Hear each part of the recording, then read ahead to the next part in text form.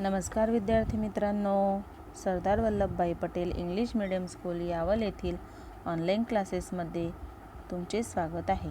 मी तुमची Marathi teacher Kunda Narkhede miss. आज आपण इयत्ता चौथीतील मराठी सुलभ भारती विषयातील कविता क्रमांक 28 प्रश्न ही कविता अभ्यासूया। विद्यार्थी मित्रांनो, आता तुम्ही म्हणाल कवितेचे नाव प्रश्न असे काय आहे, तर बघा या कवितेमध्ये तुम्हाला काही पक्ष्यांची प्राण्यांची चित्रे दिसत आहे, बरोबर। मग या पक्ष्यांना व या प्राण्यांना अवगत काहीतरी कला आहे, म्हणजे त्यांना काही ना काहीतरी कला अवगत झालेली आहे, बरोबर। तर ती कला जशी पशुपक्ष्यांना मिळाली आहे तशी माणसाला सुद्धा मिळाली आहे, पण माणूस त्याचा उपयोग का नाही करत, असा प्रश्न इथे कवयित्रीला पडलेला आहे। ही कविता प्रभा मुळे यांनी लिहिलेली आहे। तर चला आता आपण बघूया प्रश्न कविता। पहिले कडवं बघूया आपण। पशुपक्ष्यांना असते अवगत जगण्याची ही कला, माणसाला का जमत नाही प्रश्न पडतो मला।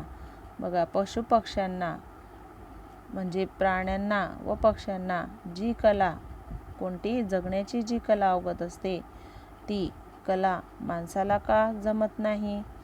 म्हणजे बघा, पशुपक्षी सकाळी उठून चरायला जातात, आपल्या पिल्लांसाठी अन्न गोळा करून आणतात, दिवसभर अन्न गोळा करतात आणि मग संध्याकाळी आपल्या घराकडे परततात, बरोबर।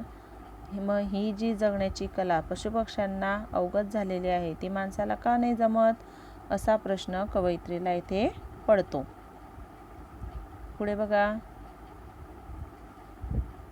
चिमणी कधी म्हणत नाही हवा मोरासारखा पिसारा, गाय काळजी करत नाही मिळेल का मला चारा।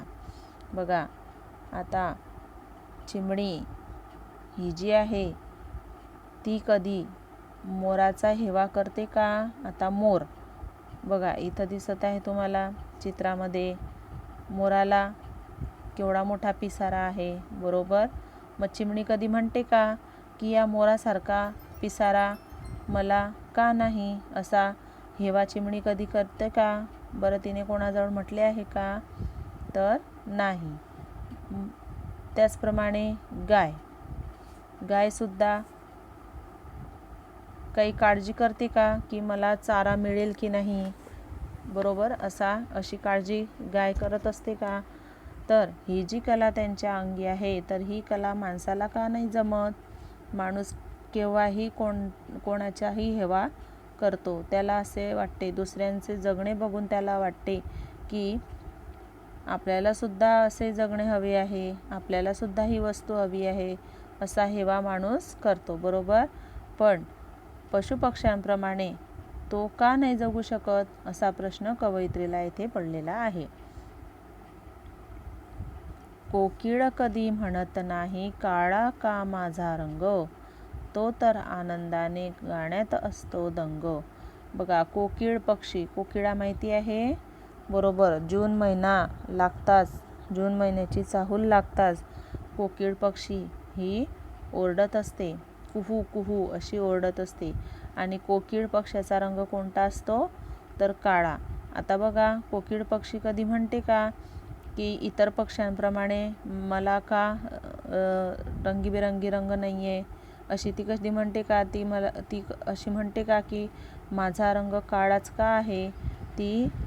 ती आनंदाने गाण्यात दंग असते, तिचा आवाज इतका सुंदर आहे की तो आवाज ती काढून ती गाणे म्हणत असते, पण तिने कधी याचा विचार केलेला नाही की माझा रंग काळा का आहे। पुढे बघा, बैल कधी म्हणत नाही मीच का राबू, कावळा कधी विचारतो का वापरू कोणता साबू। बघा, आता बैल कुठे काम करतात, शेतामध्ये, बरोबर। मग बैल दिवसभर सकाळपासून संध्याकाळपर्यंत शेतामध्ये काम करत असतात।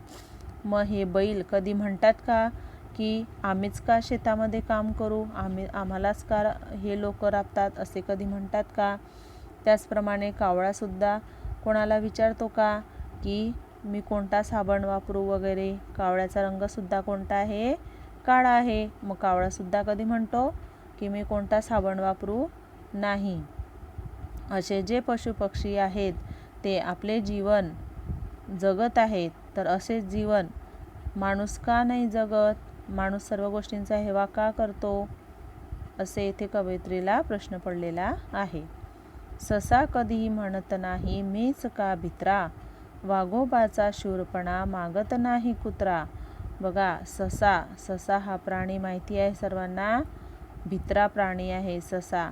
मग हा ससा कधी म्हणतो का की मीच का भित्रा प्राणी आहे, मीच का घाबरतो? आणि वाघ माहिती आहे ना सर्वांना, वाघ हा प्राणी कसा शूर असतो, तर असा शूरपणा कुत्रा कधी म्हणतो का की माझ्या अंगी वाघोबासारखा शूरपणा का नाही आहे? नाही. पशुपक्षी असा विचार करत नाही. ते आपले जीवन जसे दिले आहे देवाने तसे ते जगत असतात. पुढे बघा, जो तो जगतो आनंदाने नाही कसली चिंता, माणसाच्या मनात असतो विचारांचा गुंता. अगदी बरोबर. बघा, जो तो आपले जीवन आनंदाने जगतो, पशु पक्षी आपले जीवन आनंदाने जगत असतात, त्यांना कशाचीही चिंता नसते. त्याचप्रमाणे त्यांना जी कला अवगत असते ती कला वापरून ते आपले जीवन जगत असतात. त्यांना जे मिळालं आहे त्याच्यातच ते समाधान मानतात. ते कोणाजवळ कोणताच प्रश्न मांडत नाही. परंतु माणूस हा असा प्राणी आहे की त्याच्याच मनामध्ये विचार चालू असतात. वेगवेगळे विचार त्याच्या मनात येत असतात आणि त्याचे मन जसं म्हणेल तसं तो वागत असतो. असा हा माणूस. की कवयित्रीला इथे प्रश्न पडले आहे की पशुपक्षी जसे आपले जीवन जगतात तसा माणूस का नाही जगत, असा प्रश्न प्रभा मुळे यांना पडलेला आहे. तर विद्यार्थी मित्रांनो, येथे ही कविता संपलेली आहे. कविता खूप छान आहे. सर्वांनी ही कविता एकदा वाचायची आहे व पाठ करायची आहे. थँक्यू.